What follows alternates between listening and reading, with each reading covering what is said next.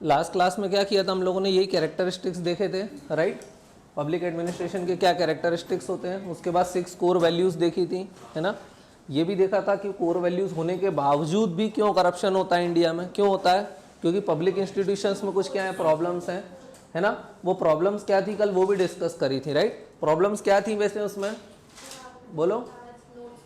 हाँ, क्या थी प्रॉब्लम्स, बताओ जल्दी। हिस्टोरिकल कंसर्न्स थे, और क्या था, सोशो कल्चरल कंसर्न्स थे। हाँ, ये जो पब्लिक इंस्टीट्यूशन में क्या कंसर्न्स थे, तो सबसे पहले देखा था हमने कौन सा कंसर्न था, हिस्टोरिकल।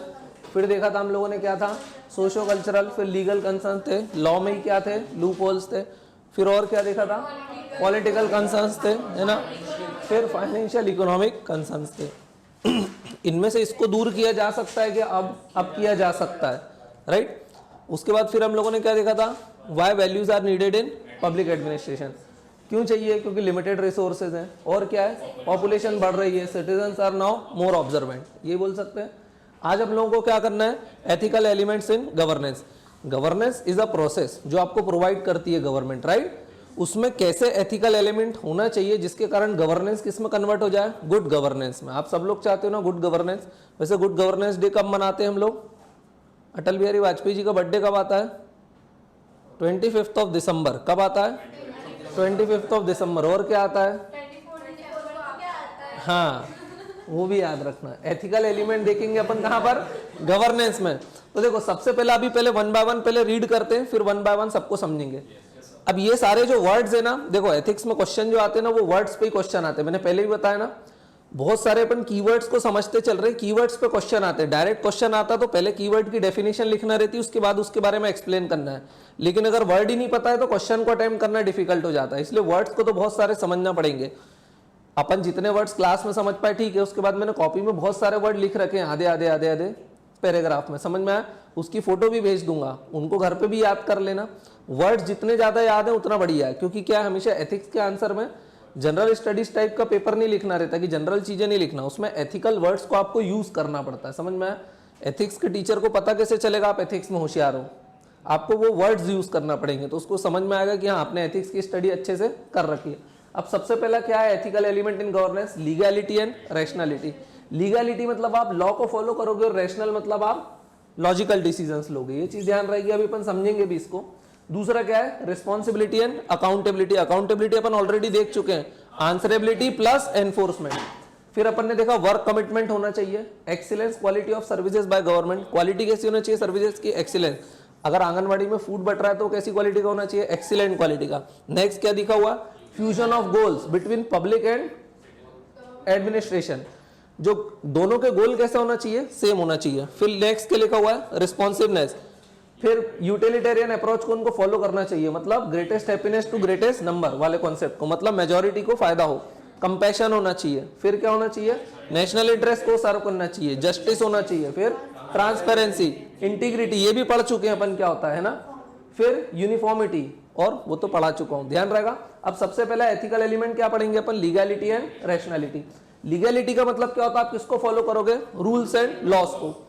लेकिन जरूरी नहीं होता हर जगह लॉज एंड रूल्स डिफाइन होते हैं क्या, नहीं। तो कई जगह आपको क्या डिस्क्रिप्शन पे भी डिसीजन लेना पड़ता है।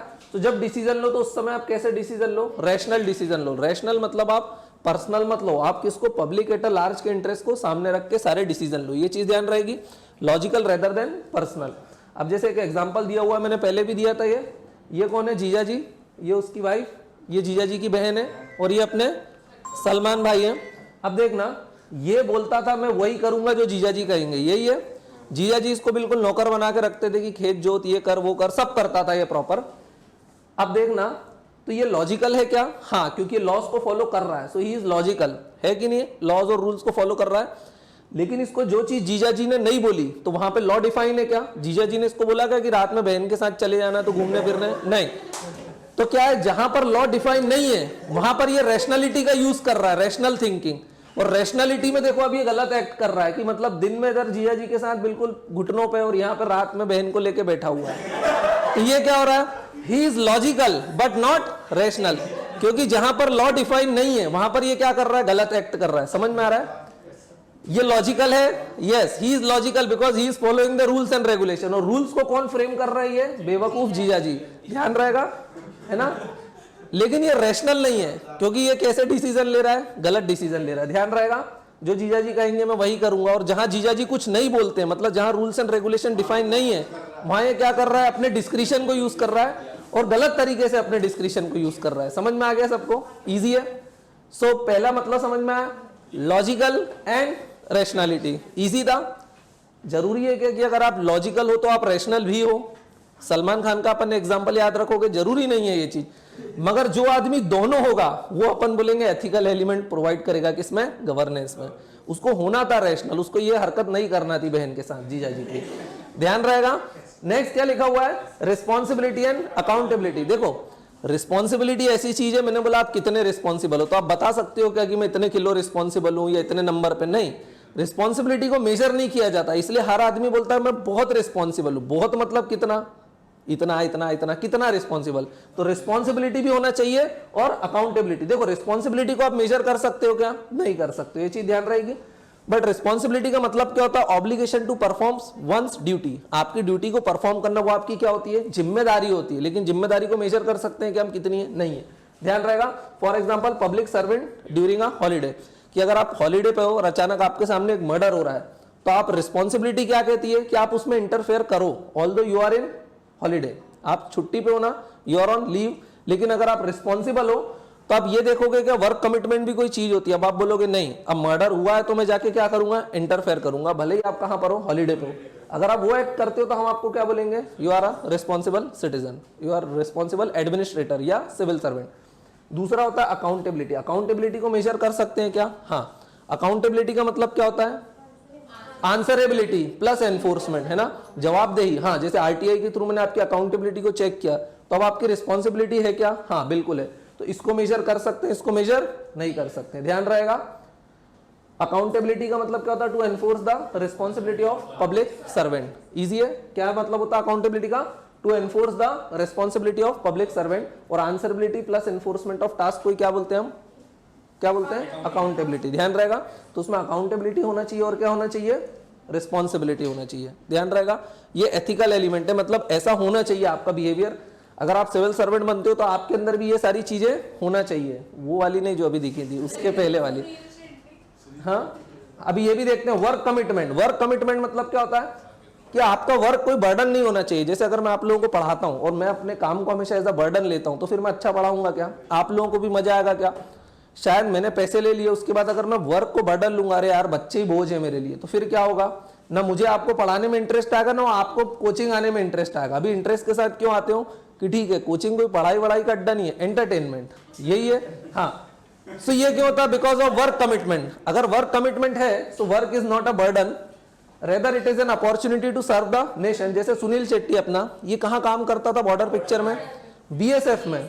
बीएसएफ का काम लड़ाई लड़ना नहीं होता, बीएसएफ का काम होता है at the time of war वो पीछे आ जाती है और आर्मी आगे चली जाती है, राइट। फिर भी इसने अपनी जान दे दी। तो ये क्या था, वर्क कमिटमेंट। ये क्या कर रहा था, नेशन को सर्व कर रहा था। ध्यान रहेगा।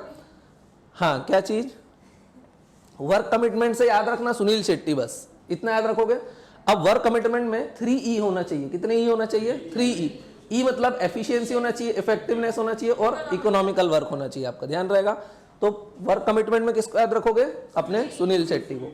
नेक्स्ट क्या दिया हुआ है, excellence quality of services by the government.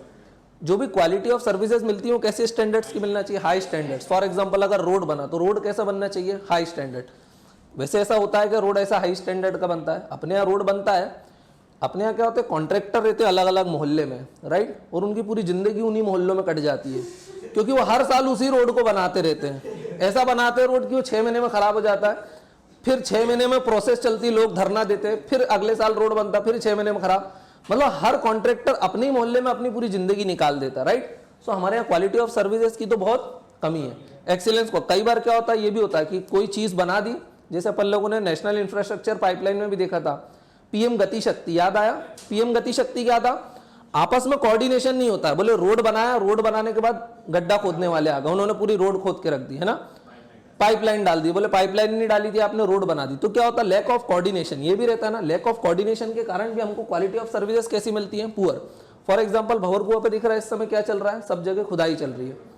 Actually वो पूरा डेवलप हो चुका था, अगर तुमने उसको 6 महीने पहले देखा हो तो सब कुछ प्रॉपर बन चुका था। हाँ, अगर इनको यही प्रोजेक्ट चलाना था तो फिर वो क्यों किया, समझ में आ रहा है? अब अगर ये चीज कॉन्ट्रैक्टर को भी पता है कि मेरे से बोल जरूर रहे कि 15 साल की सड़क बनाना, लेकिन वो श्योर है कि 15 साल ये लोग टिक पाएंगे क्या, इनको पता अगले साल खोदने वाले हैं, तो क्वालिटी ऑफ रोड बनाएगा क्या? नहीं बनाएगा। ये चीज ध्यान रहेगी। फॉर एग्जाम्पल फूड वगैरह, कई बार मिड डे मील में फूड प्रोवाइड करती है गवर्नमेंट, राशन कार्ड में फूड डिस्ट्रीब्यूट करती है, उन सबका स्टैंडर्ड कैसा होना चाहिए? बहुत हाई स्टैंडर्ड होना चाहिए, है ना? ये चीज ध्यान रखना है। नेक्स्ट क्या लिखा हुआ? Fusion. Fusion of what? Fusion of goals between individual and administration. जब दोनों के गोल्स एक ही होंगे तो दोनों एक साथ काम करेंगे सिनर्जी में, तो क्या होगा? काम स्पीड से होगा। लेकिन अगर इंडिविजुअल का गोल अलग है और एडमिनिस्ट्रेशन का गोल अलग है, तो वो दोनों एक दूसरे की क्या करेंगे? काट करते रहेंगे। ध्यान रहेगा। फॉर एग्जाम्पल ऑर्गेनाइजेशन है, सोसाइटी का गोल क्या होना चाहिए? वेलफेयर ऑफ द पीपल, है ना? ध्यान रहेगा। सोसाइटी भी चाहती है welfare of the people, individual भी चाहता है वेलफेयर ऑफ द पीपल, और एडमिनिस्ट्रेशन को भी क्या चाहना चाहिए? Welfare of the people. ये दिया हुआ है मैंने फूड के बारे में। हाँ, ये फूड प्रोवाइड हो जाता है कई बार एफसीआई के through, food corporation of India के थ्रू, लेकिन प्रोवाइड ऐसा भी, वैसे ये भी गलत है, जंक फूड थोड़ी खिलाएंगे बच्चों को, दूध पिलाना पड़ेगा उसके लिए। तो चलो नेक्स्ट क्या लिखा हुआ है? रिस्पॉन्सिवनेस। रिस्पॉन्सिवनेस का मतलब क्या होता है? पब्लिक सर्वेंट जनता की डिमांड्स को क्या करे? इफेक्टिवली रिस्पॉन्ड करे, है ना? तो यह लिखा हुआ, public servant respond effectively to the demands and challenges in timely manner also, right? अब देखना, both within and outside. Responsiveness का मतलब क्या होता है? देखो, public servant is the head of his office, यही बोल सकते हैं। सिविल सर्वेंट आईएएस टॉप पे बैठा रहता है। बंद हो गया है वो रूल चॉकलेट का, हो गया है बहुत टाइम से, हो गया है, कुछ नहीं होता बजने से। सुनो, हाँ चलो ठीक है, खिला दूंगा बस। रॉन्ग नंबर आते रहते हैं एक तो, और ये रॉन्ग नंबर भी पूरा नुकसान कराने में लगे हुए हैं। लाओ कर देता हूँ ना साइलेंट। अच्छा हाँ, अब तो सही बात है, ऐसा ही है, एक बार बच गया ना वो चॉकलेट तो मैं खिला ही रहा हूँ। रिस्पॉन्सिवनेस, देखो दो लोगों को रिस्पॉन्ड करना पड़ेगा इफेक्टिव मैनर में, एक अपने खुद के स्टाफ को प्लस एक आउटसाइड को। आउटसाइडर कौन रहते हैं? सिटीजन। तो ध्यान रहेगा, पब्लिक सर्वेंट को क्या करना चाहिए? रिस्पॉन्ड करना चाहिए टाइमली मैनर में। किन लोगों को? स्टाफ को प्लस सिटीजन्स को। आउटसाइड का मतलब क्या है यहाँ पर? Citizens. And within the organization मतलब वहां का स्टाफ। ध्यान रहेगा ये। फिर क्या है? उसको कौन से कॉन्सेप्ट को यूज करना चाहिए? यूटिलिटेरियन, मतलब greatest happiness to greatest number. काम ऐसा करो जिससे ज्यादा से ज्यादा लोगों को क्या हो जाए? बेनिफिट हो जाए, वो सर्विसेज प्रोवाइड हो जाए। सो यूटिलिटेरियन कॉन्सेप्ट वैसे दिया किसने था? ये कौन सा थिंकर था? क्या नाम था उसका? बेंथम। बिल्कुल, वेरी गुड। किसने दिया था वो? बेंथम ने दिया था, याद है? फिर नेक्स्ट क्या दिया हुआ है? कंपैशन। कंपैशन का मतलब होता है एम्पैथी प्लस एक्शन। एम्पैथी का मतलब क्या होता है? आप अपने आप को उसकी जगह पर रख के देखो, राइट? अगर मान लो तैयारी वैयारी करी और फेल हो गए, एक ने बोला यार मुझे बड़ा दुख हुआ, उसने कभी तैयारी नहीं करी थी, तो वो एम्पैथी फील कर पाएगा क्या? नहीं। तुम्हारा दोस्त भी फेल हुआ और उसने भी उतनी पढ़ाई करी थी, तो अब वो क्या बोलेगा? I have empathy with you. Empathy मतलब वो आपको अपनी जगह पर आपके पेन को फील कर सकता है। कुछ तो मजाक में बोलते रहे बहुत दुख लग रहा है मुझे, और अंदर से वो कोई मतलब फर्क ही नहीं उनको। लेकिन एम्पैथी वाला क्या बोलता है कि नहीं मुझे सच में दुख लग रहा है क्योंकि मैंने भी वो तैयारी करी थी। सो वो आपके पेन को फील कर सकता है, तो वो क्या है? एम्पैथी। तो सिविल सर्वेंट में सिंपैथी होना चाहिए, एम्पैथी। एम्पैथी वो आदमी की जगह पर अपने आप को रखे। मान लो कोई आपसे सर्विसेज मांगने आया कि भैया मेरा राशन कार्ड नहीं बन रहा है, ये नहीं बन रहा है, तो या तो आपके पास सिंपैथी है कि ठीक है यार गरीब आदमी है पर मैं कुछ नहीं कर सकता, दैट इज रॉन्ग। अब आप एम्पैथी वाली फीलिंग लाओ कि अपने आप को उसकी जगह पर रख के देखो कि अगर मैं भूखा सो जाता तो क्या होता, राइट? सो एम्पैथी। अब सिर्फ एम्पैथी से काम चलेगा क्या? कि आपने अपने आप को उसकी जगह पर रख लिया, उससे क्या होगा? आपको क्या लेना पड़ेगा? एक्शन परफॉर्म करना पड़ेगा। सो एक्शन भी परफॉर्म करना जरूरी है। तो कंपैशन का मतलब क्या होता है? देखो कंपैशन कितना ब्रॉड वर्ड है, याद रहेगा। Empathy plus action is equals to compassion. ध्यान रहेगा। यहाँ लिखा भी हो मैंने, एम्पैथी का मतलब क्या? Understanding somebody suffering by putting yourself in that situation. Easy है। अब देखते हैं कुछ, जैसे ये मक्खन चंद पांडे, सबने देखी है दबंग पिक्चर? हाँ। बाद में इसकी इनकी लड़ाई हो गई थी, तो इसने इसके नौकर को बहुत मारा था, याद है? रूथलेसली, है ना? रूथलेसली मारा, नौकर चला गया किसके पास? चुलबुल पांडे के पास, बताया कि भैया बहुत मारा। अब now he is having empathy with the servant. अब इसके पास एम्पैथी नहीं थी, ये और एक स्टेप आगे गया, इसने बोला मुझे क्या है आपसे? कंपैशन। कंपैशन में इसको क्या करना पड़ेगा? Empathy plus action. तो देखो अब एम्पैथी थी, नौकर को अपनी जगह पर रख के देखा कि अगर मक्खन चंद मुझे ऐसा लातों से कचरता तो कैसा लगता, ही फील्स वेरी बैड। अब एक्शन लेना पड़ेगा, हाँ, तो इसने एक्शन लिया और मक्खन चंद की क्या हालत कर दी, ये हालत कर दी। लेकिन ये एक्ट इसने कंपेशन वाला नहीं दिखाया, ये इसने कंपेशन को वॉयलेट कर दिया, क्योंकि कंपेशन में जब आप एक्शन परफॉर्म करोगे तो उससे लॉ ब्रोकन नहीं होना चाहिए, किसी लॉ को ब्रेक आपको नहीं करना, तो ये चीज ध्यान रहेगी। सलमान भाई ने बोला मुझे कंपेशन है, बट ही इज रॉन्ग, क्यों? क्योंकि इसने एम्पैथी थी नौकर के साथ, वो अच्छी बात थी, एक्शन भी लिया इसने, लेकिन एक्शन ने क्या कर दिया, किसी लॉ को ब्रेक कर दिया। लॉ को ब्रेक नहीं करना है, आपका कंपेशन ऐसा होना चाहिए कि वो लॉ को क्या होना चाहिए, फॉलो करना चाहिए, लॉज रूल्स एंड रेगुलेशंस को क्या करना चाहिए, फॉलो। क्या चाहिए?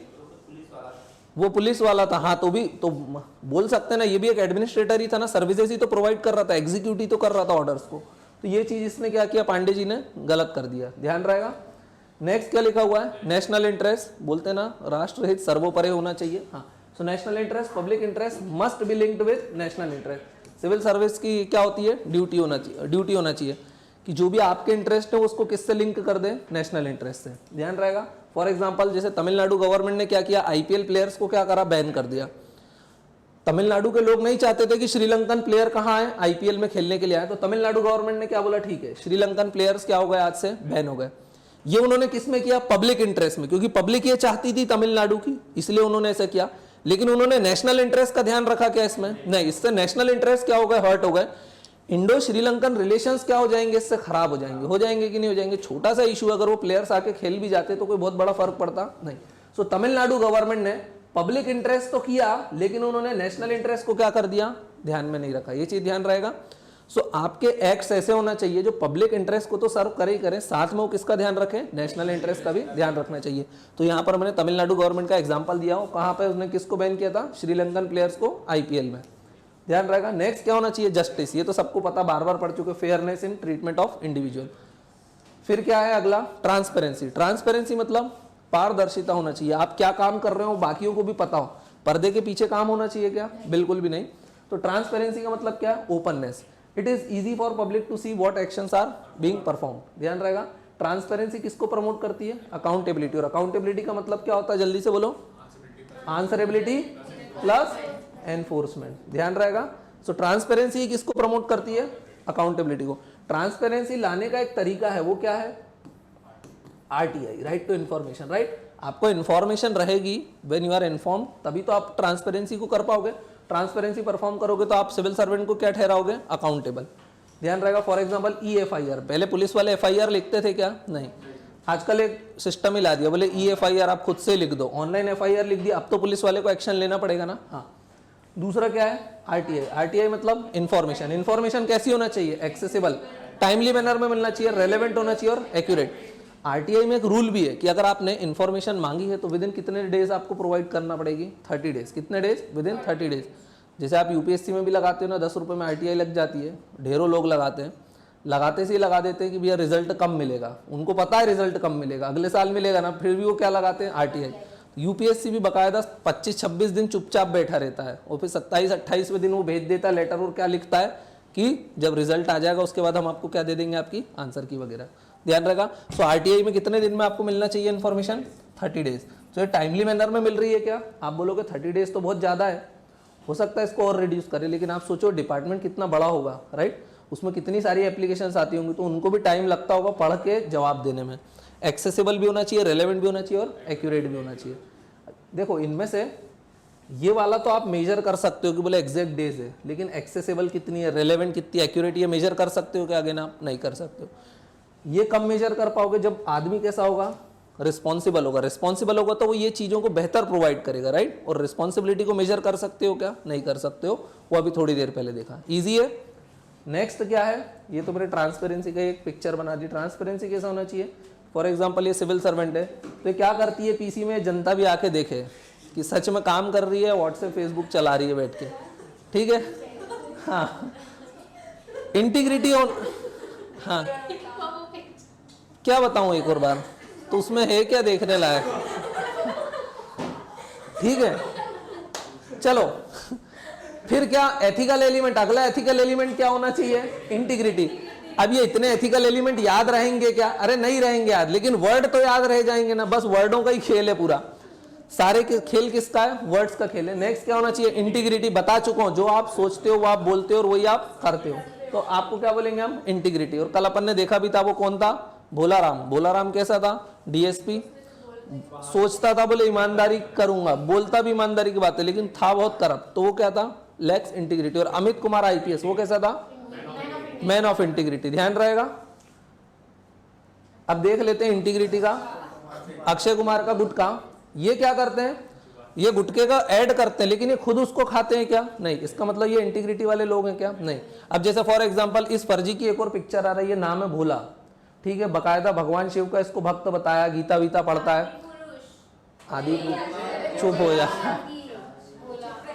भोला में ये क्या कर रहा है, पहले नॉनवेज खा रहा है, बिल्कुल, इधर तिलक लगा रहा है, गीता पढ़ रहा है, रामायण पढ़ रहा है, और प्लस नॉनवेज को ऐसे प्रमोट कर रहा है लाइक कि हमारा रिलीजन उस चीज को प्रमोट करता है। तो ये कैसे लोग हैं, फर्जी हैं, तो इनको तो क्या करो, बॉयकॉट करो। ये भी एक नंबर का फर्जी है। पहले बोलता था स्टॉप फॉलोइंग सच एक्टर्स, और बाद में पैसे मिले तो बोलो जुबा केसरी। ये रहता है, मैं फिर बताता हूं, सुनो। आपको जहां दारू के ऐड दिखते हैं, रॉयल चैलेंजर्स हुआ, जैसे विराट कोहली करता है, एक्चुअली इन सारी चीजों को जो इंटॉक्सिकेंट है उसका ऐड करना मना रहता है। तो ये क्या करेंगे, पैकिंग ऐसी देंगे, देखो केसरी युक्त विमल और इलायची छोटा सा लिख दिया है, ऐसे रॉयल चैलेंजर, और नीचे लिखेंगे बहुत छोटा पैकेट ड्रिंकिंग वाटर। के ड्रिंकिंग वाटर कभी बॉटल मिली तुमको रॉयल चैलेंजर की मार्केट में, दारू की मिलेगी, क्योंकि वो बैन रहता है। तो ये चीज आप समझो, वो ऐड नहीं कर सकते हो आप। तो ये लोग क्या करते हैं, उस दूसरे रूप में करते हैं, असल में उसको भी बैन करना चाहिए कायदे से। तो ये समझ में आ गया है ना, क्योंकि लोग क्या करते हैं, इनको फॉलो करते हैं, इसको फॉलो करते हैं, इसको फॉलो करते हैं। अब ये भोला है क्या कहीं से भी, हाँ, दिखता है ये भोला और है बहुत, ये समझ गए। ये पीछे अपना कौन है, शाहरुख खान भी है, ये फर्जी भी यहाँ पे बैठा हुआ है, ध्यान रहेगा। हाँ, they themselves are not using these products, लेकिन पब्लिक को यूज करवा रहे हैं। फिर नेक्स्ट क्या लिखा हुआ है, uniformity in one section. Uniformity का मतलब क्या होता है, अगर आपने किसी एक को कोई चीज परफॉर्म करने दी है, फॉर एग्जांपल हिंदू को आपने कोई प्रोसेशन निकालने दिया है, मुस्लिम को भी निकालने दिया है, तो means you are uniformity, you have uniformity in your action. लेकिन अगर आप ऐसा कर रहे हो कि यहाँ पर आप जा रहे हो प्रॉपर क्या निकाल रहे हो, यात्राएं निकाल रहे हो, और हिंदुओं को अलाउ नहीं कर रहे हो, तो ये कहलाएगी क्या, यूनिफॉर्मिटी, नहीं। वैसे आजकल पिक्चरों में ये भी बहुत दिखाते हैं, देखना आप, इसने पिक्चर बनाई हिंदुइज्म में बाबाओं को क्या बताया, फर्जी। ऐसी आश्रम वेब सीरीज भी आई ना, इनको बैन भी करना चाहिए। वो क्या बताते हैं, बाबाओं के आश्रम कैसे हैं, फर्जी हैं। अरे एक या दो बाबा हो सकते हैं, बाकी सब फर्जी हैं क्या, नहीं। ऐसा मुस्लिम में भी बहुत ज्यादा चलता है, उलेमाओं का, पता है ना, पर उनको कभी कोई दिखाता है नहीं। तो ये चीज ध्यान रहेगी। तो ये क्या कर रहा है, यहाँ पे मजारों पे क्या निकाल रहा है, यात्राएं, लेकिन साथ में हिंदू बाबाओं को क्या कर रहा है, एनकाउंटर भी कर रहा है। तो यूनिफॉर्मिटी क्या इसके एक्शन में, again no. So your conduct should be uniform irrespective of caste, class और religion, and it should be fair also. ध्यान रहेगा, allowing one religion stopping other is not uniformity. ये क्या हो जाएगा, डिस्क्रिमिनेटरी हो जाएगा। ध्यान रहेगा इतना। जल्दी से एक बार रिवाइज करें, क्या क्या देखा,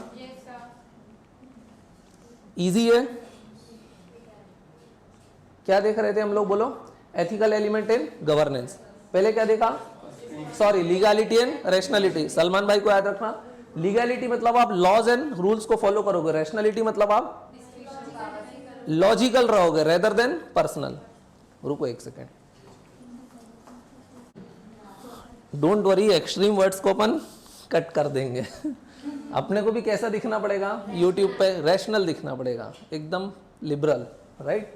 तो पहला कैसा होना चाहिए, लीगैलिटी एंड रैशनैलिटी।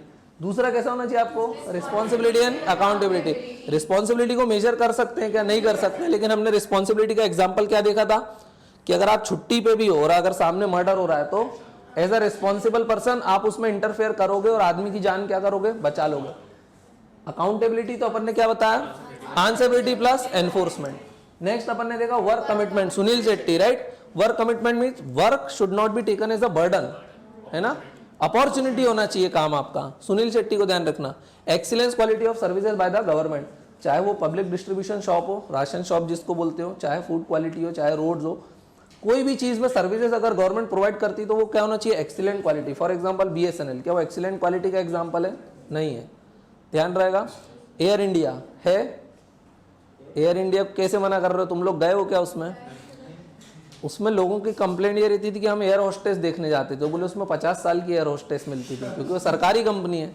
सो वो बोलते थे air India is not providing excellent quality of services. अब ये चीज़ सही है क्या? नहीं है। तो फिर तुम लोग क्यों नहीं जाते उससे?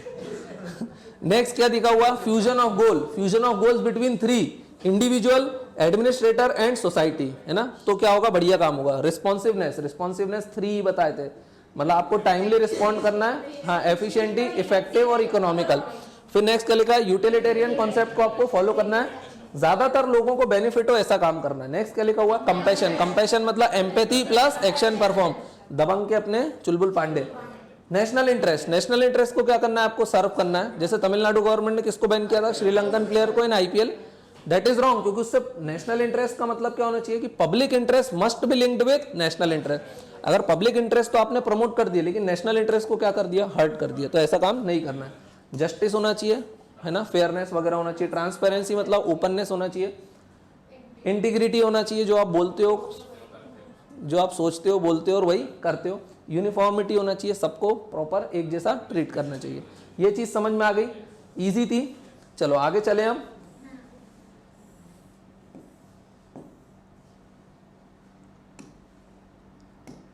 नेक्स्ट लिखा हुआ है how to strengthen your values. देखो आप एथिकल कब बनोगे, देखो वैल्यूज मतलब क्या होता है, प्रेफरेंस और इंपॉर्टेंस टुवर्ड समथिंग।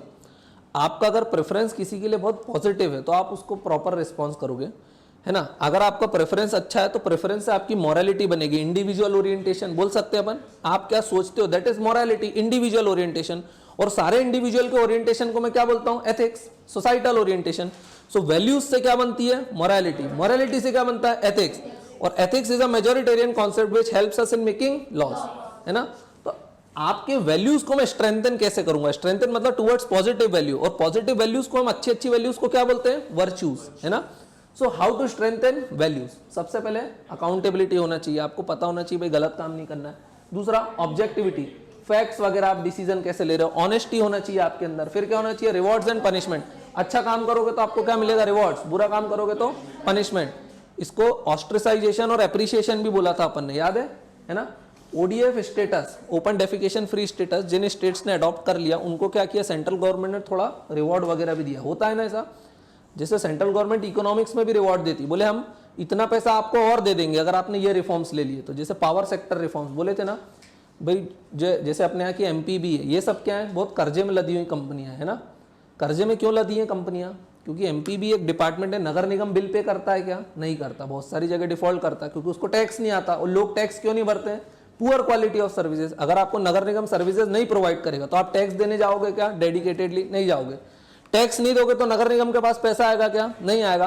और नगर निगम के पास पैसा नहीं आएगा तो क्या बिजली के बिल भर पाएगा क्या, नहीं भर पाएगा। अच्छी सड़कें दे पाएगा क्या, नहीं दे पाएगा।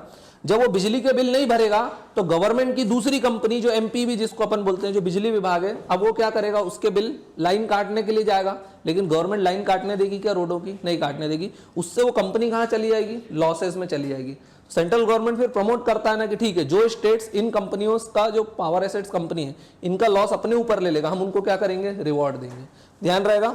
Sense of belongingness with in the public, है ना, अपनापन होना चाहिए उसके अंदर कि भाई ठीक है, जनता हमारी, हमारे भाई बंधु हैं। फिर हाई इंटीग्रिटी को फॉलो करना चाहिए, stand up for the right, हमेशा सही के लिए खड़ा होना चाहिए, एंड ऑल्सो रिस्पेक्ट अदर्स। ध्यान रहेगा। ये सब तो बोलने की बातें, लिख लोगे तुम लोग, हाँ, ये बोल बच्चन तो कर लोगे इजीली, वो मुझे पता है ना, बकवास ही तो करना है। ये सब बन पाओगे क्या तुम लोग, हाँ, बन दो, हंस रहे हैं, बनना है अपने को ऐसा, ठीक है। अब जैसे श्रद्धा हंसी, इसने बोला नहीं, ये किसकी प्रॉब्लम है, हिस्टोरिकल कंसर्न। पब्लिक इंस्टीट्यूशन में प्रॉब्लम थी ना, हिस्टोरिकल कंसर्न, इन्होंने एक्सेप्ट कर लिया कि हम ऐसा नहीं बन सकते, है ना। ठीक है, गजेंद्र बन सकता है, लेकिन वैसे बनने के लिए तुमको पहले प्रीलिम्स निकालना पड़ेगी, ये चीज पता है। सारे चीजों का निचोड़ एथिक्स काम कब आएगा, ये समझ पा रहे हो, मेंस में काम आएगा। मेंस कब लिखोगे, you will clear the prelims. Prelims कब निकलेगी, जब टेस्ट सीरीज के शेड्यूल को प्रॉपर एक साल फॉलो करोगे, राइट। हाँ, वैसे इस साल की प्रीलिम्स कैसी आई थी, सब बोलते अब तक की सबसे कठिन थी, नहीं, लेकिन फिर भी सारी ट्रिक्स और टेक्निक्स यूज हो रही थी उसमें। चलो, ये लिखा हुआ इंटीग्रिटी कैसे आ सकती है, जो आप सोचते हो, वो आप बोलते हो, वो आप करते हो, उन तीनों के बीच में रहना चाहिए आपको, right. So this is integrity, है ना, ओ नॉट लिखा हुआ है यहाँ पे, इजी है। जो आप सोचते हो वो किस पे डिपेंड करता है, आपकी वैल्यूज पे, किसको आप प्रेफरेंस देते हो, किसको आप इंपॉर्टेंस देते हो, फिर वही आप बोलते हो, फिर वही आप करने लगते हो। बीच में इंस्टाग्राम कहाँ है इंस्टाग्राम का आइकॉन? कहाँ इंटीग्रिटी के नीचे? हाँ, ये किसका सिंबल है? अच्छा, अरे ये तो ओ लिखा हुआ है, ओ नॉट लिखा हुआ है, summation of all these three, इनके बीच का है वो सेंटर पॉइंट, ठीक है, इंस्टाग्राम का सिंबल नहीं है वो। अब नेक्स्ट टॉपिक क्या है अपना? Ethical dilemma. ये अपन ऑलरेडी कर भी चुके थे ना, ठीक है, जल्दी से रिवाइज करते हैं। एथिकल डिलेमा है जिसको बोलते हैं मॉरल डिलेमा। आपको दो चीज़ों के बीच में एक को चुनना है और दोनों चीज़ें सही हैं। अगर एक को चुनोगे तो एक का नुकसान हो जाएगा। अब आप किसको चुनोगे? जहां आपको ज़्यादा एडवांटेज रहेगा। उस टाइप की सिचुएशन को हम क्या बोलते हैं? Ethical dilemma. फॉर एग्जाम्पल अपन ने सैम बच्चे का एग्जाम्पल देखा था। She is going for the interview, मतलब इसने प्री और मेंस निकाल लिया, एथिक्स भी अच्छे से पढ़ा होगा। रैंक कैसे, वैसे मेंस कैसे क्लियर होता है? एथिक्स और ऐसे पेपर से। किससे क्लियर होता है? एथिक्स और ऐसे, plus optional plays an very important role. GS 1 2 3 में तो सब एक जैसा मैटर लिखते हैं, सब वही स्कीम है, वही मैगजीन, वही न्यूज़पेपर पढ़ते हैं, राइट। लेकिन एथिक्स और ऐसे, वहां पर आपके मार्क्स डिसाइड हो जाते हैं और इवन आखिरी में फाइनल रैंक भी डिसाइड हो जाती है पहले से ही, राइट। सो अपना सैम बच्चा प्रॉपर एथिक्स के लेक्चर देख के गया, पढ़ पुढ़ा के गया और पास हो गया। अब क्या हुआ? इंटरव्यू देने जा ही रहा था रास्ते में, अब चूंकि एथिक्स में बहुत अच्छे नंबर लाया था तो मैन ऑफ इंटीग्रिटी भी था, ये वुमेन ऑफ इंटीग्रिटी। इंटरव्यू देने जा रहा था और रास्ते में क्या मिल गया इसको? अचानक से एक रोड एक्सीडेंट। अब चूंकि एथिक्स को बहुत फॉलो करता था तो अब इसके सामने एक डिलेमा आ गया, इंटरव्यू देने जाऊं और नहीं गया तो वहां से बाहर हो जाऊंगा, और लास्ट अटेम्प्ट भी था बोले। दूसरा है उस मरते हुए आदमी को बचाऊं, उसको भी बचाना जरूरी है। अब सैम बच्चा क्या करेगा इस केस में? That is a case of ethical dilemma. Ethical dilemma मतलब दो सही चीजों के बीच आपको एक चुनना। देखो सही गलत में से आप चुन लोगे, हाँ बोले अपराधी, हाँ ठीक है फांसी पे टांग दो, लेकिन बोले अपराधी नहीं है फिर भी जेल में, अब वो सही है, और प्लस इंटरव्यू देना है, ये दोनों चीजें सही है। एक्सीडेंट हो गया, उसको बचाना भी जरूरी है, इंटरव्यू देना भी जरूरी है। So when you have to choose between two right things, तो उसको हम क्या बोलते हैं? एथिकल डिलेमा बोलते हैं ना। दुविधा में आ गए, दुविधा में पड़ गए, तो दैट दुविधा is ethical dilemma. Ethical dilemma या फिर मॉरल डिलेमा। अभी ये सिर्फ सैम बच्चे के साथ हो रहा था तो बोला मॉरल डिलेमा, और अगर तुम सभी इंटरव्यू देने जा रहे होते और पता चलता तब कोई मर रहा है और 2 4 10 मर रहे हैं, अब क्या हो जाता? वो एथिकल डिलेमा। एक अकेला आदमी था और सैम बच्चा अकेला था तो बोला मॉरल डिलेमा। लेकिन तुम सभी पास हो गए थे, तुम सभी इंटरव्यू देने जा रहे थे और किसी बस वस का एक्सीडेंट हो गया था, अब उसमें तुम 30 लोग थे और 25-26 क्या थे वहां पे डले हुए थे अस्पताल जाने के लिए, तब जो प्रॉब्लम आई उसको क्या बोलोगे तुम लोग? Ethical dilemma. For example going for the interview and road accident, this is a case of ethical dilemma. ध्यान रहेगा। एथिकल रीजनिंग का मतलब क्या होता है? जब एथिकल डिलेमास की प्रॉब्लम को आप सॉल्व करते हो उस प्रोसेस को हम क्या बोलते हैं? Ethical reasoning. कैसे करते हैं वो भी अपन अभी सीखेंगे, how you will solve ethical और मॉरल डिलेमास। ध्यान रहेगा, इजी है। नेक्स्ट क्या लिखा हुआ है? Ethical reasoning. आप कैसे प्रॉब्लम्स को सॉल्व करोगे तो उसकी कुछ स्टेप्स दी हुई हैं। अब ये कहाँ काम आएगा आपको? केस स्टडीज में। कहाँ काम आएगा आपको? ये केस स्टडीज में आएगा।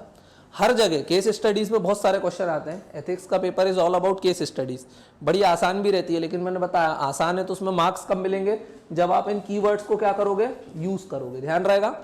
तो देखो एथिकल रीजनिंग का मतलब क्या होता है? Analyse the issue and try to arrive at the solution while keeping moral principle as guidance, है ना।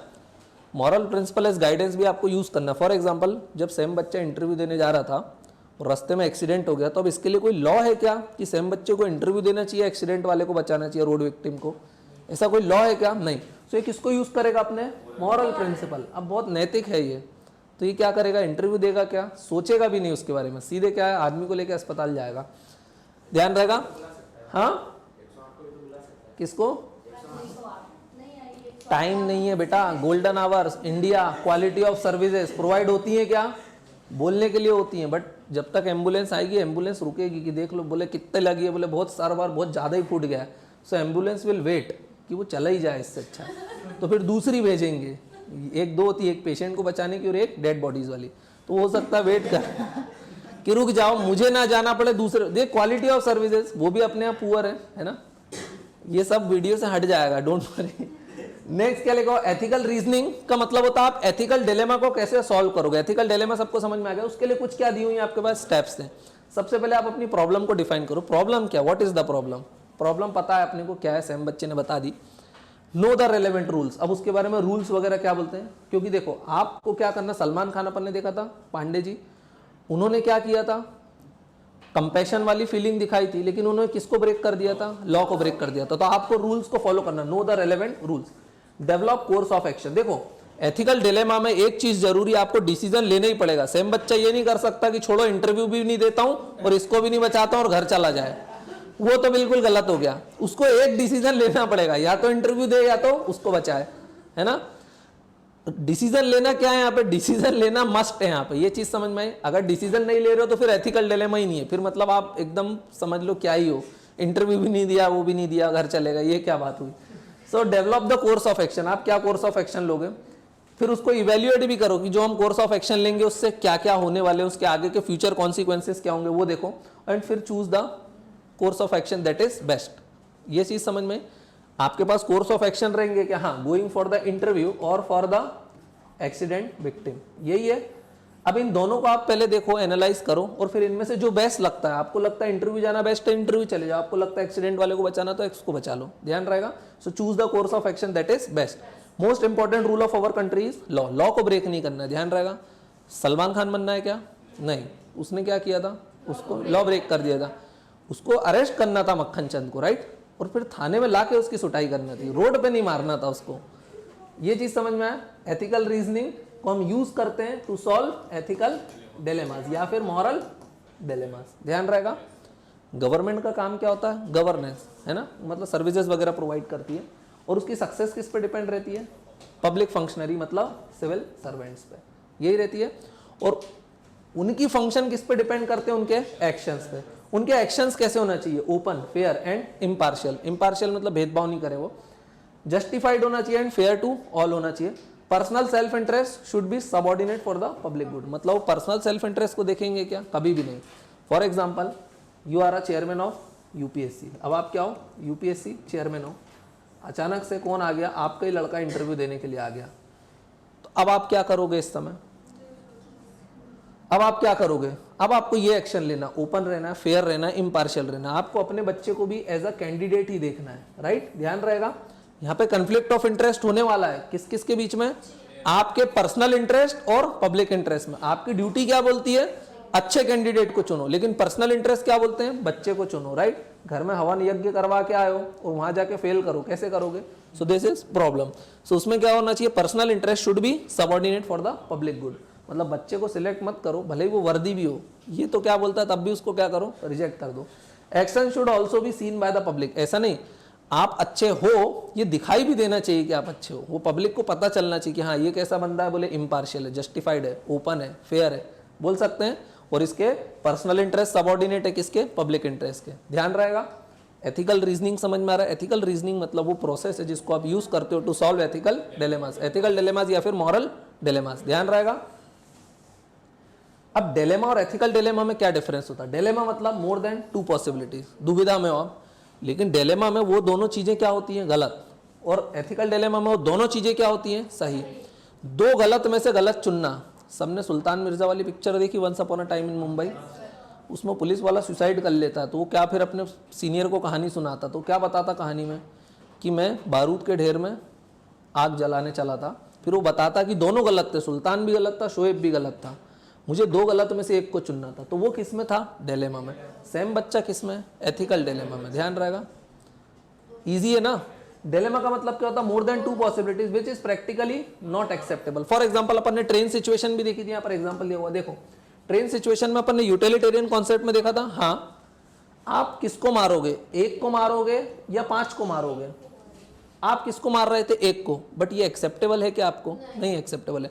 For example you are a doctor, doctor थे अगर आप, अगेन 5 लोग मर रहे हैं, एक को heart, liver, kidney, stomach, intestine सब उनके गए हुए हैं, एक एक पार्ट गए हुए हैं, और एक हेल्दी आदमी है जिसकी पांचों चीज उन 5 में लग सकती थी। अगर आप चाहो तो एक को मरवा दो और 5 को बचा लो, सो अगेन 1 वर्सेस 5 हो रहा है। अब इसमें आप यूटिलिटेरियन कॉन्सेप्ट यूज करोगे क्या? अभी मैंने बताया करना चाहिए सिविल सर्वेंट को यूटिलिटेरियन, क्योंकि आप 5 की जान बचा सकते हो, लेकिन ये एक्सेप्टेबल है क्या एक को मारना? That is not acceptable. तो ये किसकी सिचुएशन है? डिलेमा की। अपन ने जो ट्रेन वाला एग्जाम्पल किया था उसमें एक एग्जाम्पल और हो सकता था। ट्रेन जा रही थी, कहाँ जा रही थी? 5 लोगों के बीच में जा रही थी ना, ऐसे ही ट्रैक था, एक सीधा ट्रैक था, यहाँ था। यहाँ कितने लोग थे? यहाँ कितने लोग थे? एक, है ना। और आप यहाँ खड़े थे लीवर लेके, बट फॉर एग्जाम्पल अगर आप यहाँ पे एक ब्रिज होता, आप किसके ऊपर खड़े हुए? ब्रिज। आप देख रहे हो यहाँ से क्या आ रही है? बोले ट्रेन आ रही है। ट्रेन सीधी कहाँ चली जाएगी? एक के पास या 5 के पास, कहीं भी जा सकती है। फॉर एग्जाम्पल चलो एक है ही नहीं, अब ट्रेन कहाँ जाएगी? सीधे, अब ट्रेन सीधे किसके पास जाएगी? 5 लोगों के पास। आप ब्रिज से सारी चीजें देख रहे थे कि ट्रेन उन 5 लोगों को क्या कर देगी? मार देगी। आपके साथ एक बंदा और देख रहा था ब्रिज पर खड़ा होकर कि ट्रेन आ रही है, और वो कहाँ जा रही है? Towards 5 person. अब आपके पास एक चॉइस और थी कि आप 5 लोगों की जान बचा लो। कैसे? कि वो जो एक और देख रहा है ना, जो आपसे बात कर रहा है कि भाई ट्रेन आ रही है, उसको धक्का दे दो ब्रिज पे। वो कहाँ गिर जाएगा? ट्रैक पे। और आपको पता, अगर ये ट्रैक पे गिर गया तो ड्राइवर को पता चलेगा मौत हो गई, तो स्पीड से ब्रेक लगाएगा, तो शायद ये 5 लोगों की जान क्या होगी? बच जाएगी। आप 5 लोगों की जान बचा सकते हो एक को मार के, पर ये एक्सेप्टेबल है क्या? तो this is the problem of dilemma. ये क्या है? एक्सेप्टेबल नहीं हो पा रहा है कि भाई ठीक है आप जान तो बचा रहे हो 5 लोगों की, लेकिन जमीर जो अपनी अंतरात्मा वो क्या कर रही है? एक्सेप्ट कर रही है कि नहीं। लेकिन ऐसे डिसीजन लेना पड़ते हैं। Being a civil servant, bridge से लोगों को धक्का देना पड़ता है, ध्यान रहेगा। हाँ, बीइंग अ डॉक्टर, एक को मार के 5 की जान बचाना पड़ती है, ध्यान रहेगा ना। मजाक कर रहा हूँ, ये भी हटा दूंगा, ठीक है। डिलेमा समझ में आ गया? आप नेक्स्ट देखो, एथिकल डिलेमा। समझ में तो आ रहा है ना? इजी है। नेक्स्ट क्या है? Ethical dilemma. It is set of choice between competing set of principle. For example honesty versus respect. We both, हमको ये दोनों चाहिए, दोनों एक्सेप्टेबल है, हाँ, लेकिन देखो ईमानदारी दिखाते हो, रिस्पेक्ट दिखाते हो, इनमें से किसी एक को चुनना डिफिकल्ट है कि नहीं है ना? Both are acceptable unlike dilemma. Dilemma में एक्सेप्टेबल रहता है क्या? कि 2 महिलाओं को बचाएं या 4 महिलाओं को? आप किसको बचाओगे? 4 महिलाओं को कि 2 महिलाओं को? 2 को बचाओ, ठीक है। हाँ, ये भी सोचो कि आप ब्रिज पे मान लो किसको बचाओगे? ट्रेन सीधी जा रही है, 5 को मारेगी, तो आप उस आदमी को फेंक दोगे? भाई अगर ब्रिज पे आपके साथ एक और खड़ा हुआ देख रहा है कि ट्रेन आ रही है, आप चाहो तो उसको ट्रैक पे फेंक के बाकी 5 को बचा सकते हो, तो आप क्या करोगे?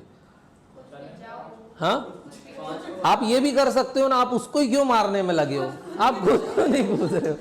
जब आपको 5 लोगों की नहीं, वाह, क्यों मरे? तो वो बेचारा क्यों मरे? वो भी तो देख ही रहा था, वो 5 बच जाए। अरे तो भैया खुद, ये भी तो, यही तो एथिक्स है, खुद जान देना, कमिटमेंट। सुनील शेट्टी नहीं देखा, वो क्यों मरा? देश के लिए। तुम क्यों मरोगे? देशवासियों के लिए। मोदी जी से भी कुछ सीखो बेटा, ठीक है। चलो, ऑनेस्टी वर्सेस रिस्पेक्ट, दोनों चीजें जरूरी है। एक एग्जाम्पल भी लेते हैं इसका, अभी एग्जाम्पल कहीं चला गया है, नेक्स्ट पेज पे शायद। चलो, वो एग्जाम्पल नहीं है, फॉर एग्जाम्पल 2 चीजें और देखते हैं, 2 चीजें और देख सकते हैं एथिकल डिलेमा की। हाँ, क्या चीज बोलो? अपन उसको देखते हैं व्हाइट बोर्ड पे। एथिकल डिलेमा की एक सिचुएशन और देखते हैं जहां दोनों सिचुएशन कैसी होना चाहिए? करेक्ट होना चाहिए, राइट। अब देखना जल्दी से, एक है आपको क्या मेंटेन करना है? सीक्रेसी, प्लस आपको क्या प्रमोट करना है? ट्रांसपेरेंसी, है ना? यही चीज है। एक सिचुएशन ये, अगर आप सीक्रेसी को मेंटेन करोगे तो आप ट्रांसपेरेंसी प्रमोट कर पाओगे क्या? नहीं। This is the problem of ethical dilemma. ये किसकी प्रॉब्लम है? एथिकल डिलेमा की। एक और प्रॉब्लम रहते हैं, आपको करप्शन को क्या करना है? बोलो, रिड्यूस करना है कि नहीं? एक वैल्यू आपके टू रिड्यूस करप्शन, इसको क्या करना है? कम करना है। प्लस नेशनल सिक्योरिटी को भी प्रमोट करना है ना, नेशनल इंटरेस्ट। तो आपको प्लस किसको प्रमोट करना है? National security. अब देखना, आपको पता चला कि किसी डिफेंस डील में क्या हो रहा है? बहुत बड़ा करप्शन हो रहा है। करप्शन को एक्सपोज करोगे तो नेशनल सिक्योरिटी क्या हो जाएगी? कॉम्प्रोमाइज। तो again this is the problem of ethical dilemma. दोनों जरूरी है, करप्शन को एक्सपोज करना भी जरूरी है और नेशनल सिक्योरिटी भी जरूरी है। रुस्तम पिक्चर देखिए ना, वो एथिकल डिलेमा में ही रहता है बेचारा। पिक्चर कहाँ से शुरू होती है और कहाँ लड़की के चक्कर में मर्डर कर देता है वो, समझ रहे हो? सो ठीक है, वो एथिकल डिलेमा छोड़ के वो तो और ही कुछ करने चला गया।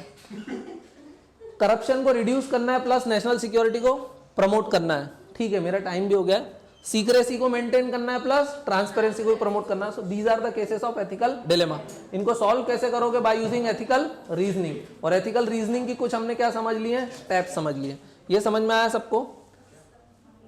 इसमें कोई डाउट तो नहीं है? इजी है। चलो फिर बाकी का अपन कब कंटिन्यू करेंगे?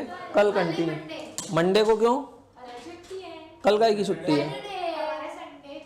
ठीक है, चलो जब भी आना है आ जाना तुम लोग। किसी को कोई डाउट तो नहीं है? तुमने देख लिए थे वीडियोस? तुमने देख लिए थे? पक्का देख लिए थे? कितने देख लिए थे? 4 देखे कि 3 देखे?